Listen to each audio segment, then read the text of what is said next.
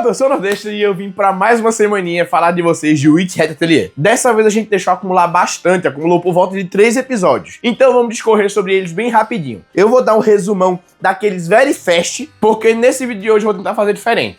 No outro eu falei um pouco menos do que no primeiro, e nesse aqui eu vou falar bem menos do que nos outros dois. Porque eu acho que o que vai ser mais interessante, na verdade, vai ser um pouquinho da minha visão em relação à obra. Mas caso você se sinta incômodo, queira por acaso que eu discorra sobre os detalhes do episódio, narre a história, narre os acontecimentos, e aí sim, depois eu dei minha opinião, deixa aqui nos comentários que a partir de agora eu posso começar a fazer mais detalhado no episódio em si. Agora, se você prefere mais a minha opinião e quer que eu dê mais detalhes dela, que eu seja mais crítico, que eu analise passo a passo do episódio, não pela história, mas pela minha análise crítica do episódio, caso você goste da minha opinião, claro, é tudo baseado em um achismo, eu não sou nenhum profissional em direção nem nada do tipo, aí você também deixa nos comentários, caso você tenha gosto semelhante ao meu, quem sabe não é uma forma interessante de encontrar, de olhar o mundo dos animes, né? Minhas recomendações. E eu quero dizer que talvez eu esteja um pouco fanho ainda nesse vídeo, porque eu estava doente desde terça-feira. Tô meio ruim ainda, não tô 100%. Eu estou cansado, chefe.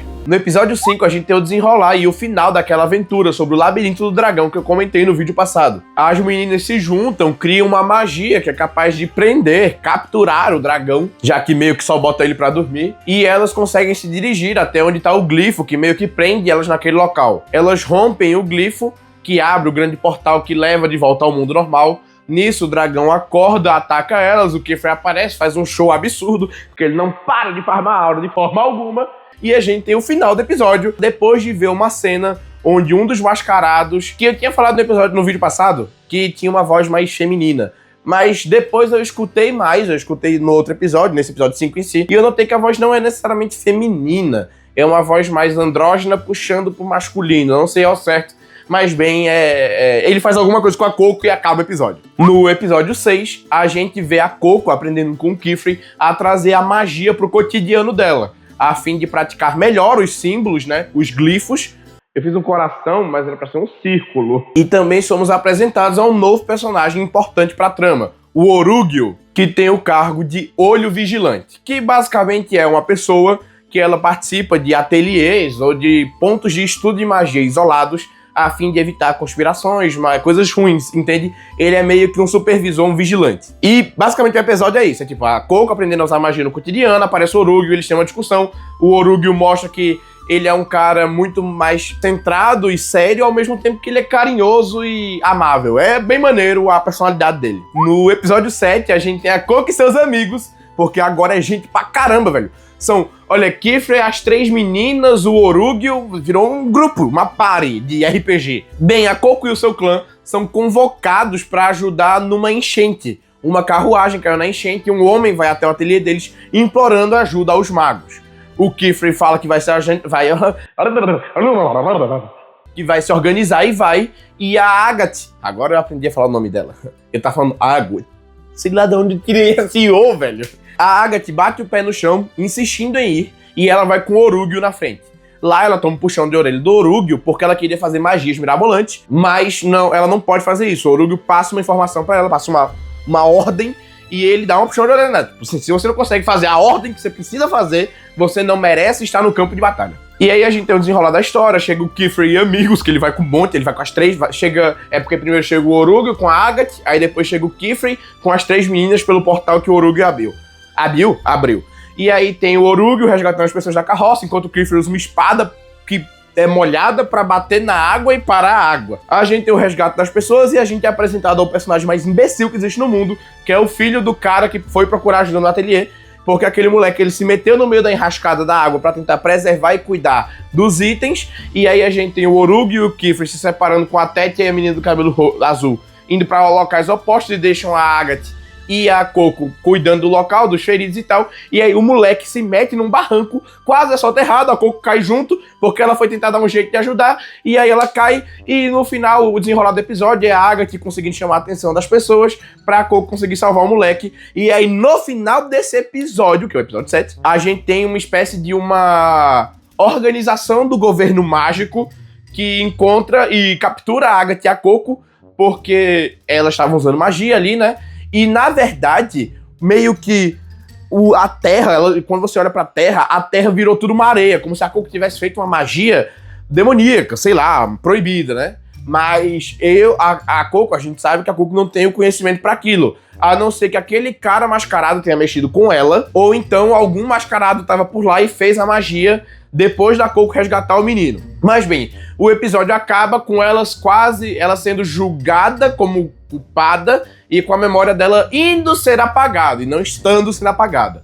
Porque possivelmente o Kifra e o Orugyo vão intervir no próximo episódio, porque o Orugyo ficou muito kawaii depois que a Coco falou que ficou apaixonada na criação do Orugyo, que é aqueles pisos que quando você pisa eles brilham.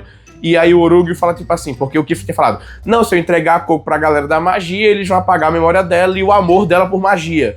E aí o Orugyo fica tipo assim, caramba, quer dizer que eles iam apagar o amor dela por magia e as... Putz, é bem isso. Então é bem capaz que ambos vão se unir pra proteger a Coco ali daquela galera da intendência do... Tá ligado? Que resumaço, hein? Foi um resumão, então, um absurdo.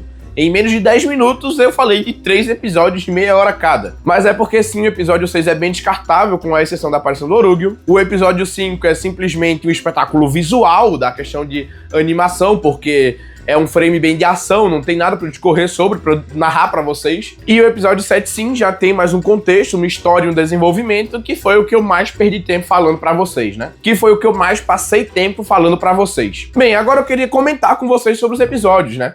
Eu vou falar deles num escopo geral, como se eu estivesse falando do 5, o 6 e o 7 juntos. Nesses últimos 3 episódios, a gente teve um avanço bem importante nas personalidades e nas personagens em si. Com exceção da menininha do cabelo azul, todos os personagens tiveram algum tipo de avanço em suas personalidades, em suas histórias, de alguma forma eles avançaram. Inclusive, eu queria falar que o Orugyo, ele apareceu nos últimos 2 episódios. No 6º episódio, que é o episódio que ele aparece pela primeira vez, ele tem, 5 minutos de episódio, do ponto que ele aparece pro episódio acabar, e desses 5 minutos ele deve ter 2 de tela, e ele já é muito melhor desenvolvido e trabalhado do que a menininha de cabelo azul. Ela ficou pra escanteio total. Mas a gente teve um avanço muito importante.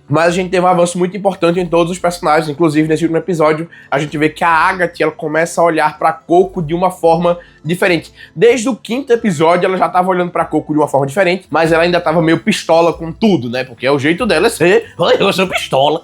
Porra. Mas a gente tem o desenvolvimento bem da Agatha, de alguma coisa que aconteceu no passado dela, porque o Witch Hat, ele é assim, é mistério, mistério, mistério, mistério, mistério, mistério, mistério, mistério, mistério, mistério, mistério, e aí a gente tem mistério, mistério, não tem explicação, mas a gente tem um bom desenvolvimento da Agatha, mostrando do porquê que ela é como ela é, não da parte da importunação dela, do insuportabilismo que ela existe, mas a gente vê que ela vem de uma família de talentosos magos, e por conta disso, ela se sente necessariamente precisando conseguir conquistar a magia dela. E provar de como ela é uma boa maga. E a gente também tem uma coisa que eu quero falar, ninguém sabia do Orugyo. A gente só simplesmente, a Coco, ela tá indo pra casa, ela abre a porta, o Orugyo sai. Então, ele já convivia no ateliê há um tempo, tal, não sei o quê. E ninguém sabia dele, não passou pela cabeça do Kifra comentar com a Coco. Agora, todo mundo saber que a Coco fez merda, todo mundo sabe. Ah, e pela primeira vez, o Kifra comentou, porque o Orugyo chama ela de não sabe, né? A Coco de não sabe. E aí o Kifra, ele dá um corte. Não sabe é rude. Ela tem um nome, o nome dela é Coco. Massa, por que não fez isso antes? Porque, um monte de gente chamou ela de não sabe. Então, não podia... Ele tem intimidade só com o Orugyo. Tá bom. Mas eu sinto que aos poucos, os personagens que mais me incomodavam, que é a Agatha e a Coco, o que é um problema, porque a Coco é a protagonista e a Agatha está sempre com ela, estão deixando de ser um porre. A Coco, pra mim, ela ainda faz erros esdrúxulos, bocós, sabe? Meio imbecis. Só que os erros bocós e esdrúxulos que ela faz, acabam dando certo. E não necessariamente é por conveniência do roteiro, às vezes é pela forma como ela interagiu com o personagem, que tinha personalidade de um jeito. E aí não deu problema. E a Agatha parece estar começando a deixar de ser bocó. Daquele estilo dela meio... eu sou o Sasuke, eu sou o melhor. Eu treino pra ser o melhor, eu sou o Sasuke. Acho que ela tá deixando de fazer isso. Deus abençoe, porque eu tava insuportável com ela. Eu ainda odeio um pouquinho as duas. Mas tá ficando melhor. Nesses últimos episódios, a obra tá se esforçando pra mostrar pra gente as regras do mundo, o funcionamento do mundo, o que eu acho bem interessante. Mas eu acho que em 7 episódios, a gente já poderia saber um pouco do que são os mascarados. Assim, sem você me levar a mal, sem que você não me entenda, eu gosto do mistério, mas acho que a gente podia saber um pouco do que tem por trás deles. Eles são só uma organização que tá tentando usar a magia proibida, eles são caras que são só sacanas por serem sacanas, eles fazem parte de uma coisa maior, sabe? Tipo assim, a gente não sabe nada deles, a gente só sabe que o Kiefer está obcecadamente atrás deles. O que é que eles têm a oferecer, a gente não sabe. Mas eu não nego que os últimos episódios estarem focados em contar um pouco do mundo e mostrar a forma como as coisas funcionam, é bem maneiro.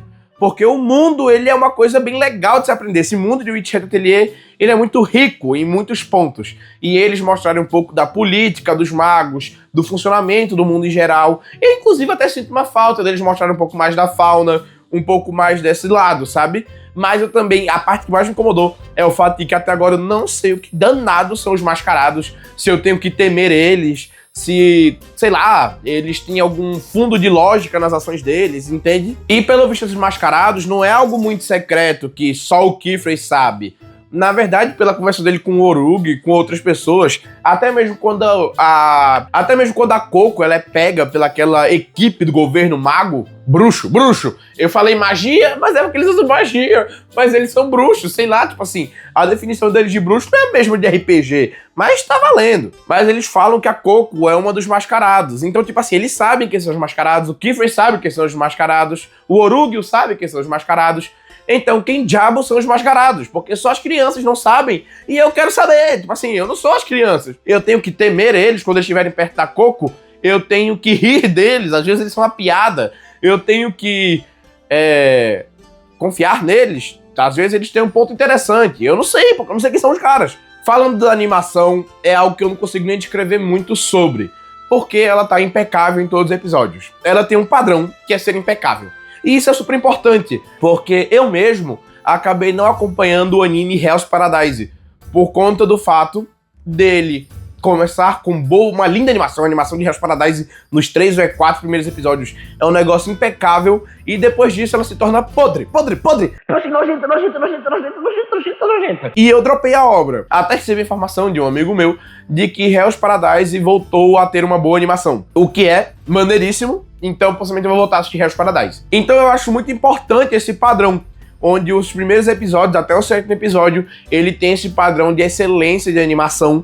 E tipo assim, eu acho que faz mais sentido você ter todos os episódios no mesmo padrão de animação do que um episódio excepcional, um ruim, um episódio excepcional, um ruim. E o Witch Hat Atelier consegue muito bem manter esse padrão, só que no nível alto. Então ela mantém, tipo, episódio excepcional.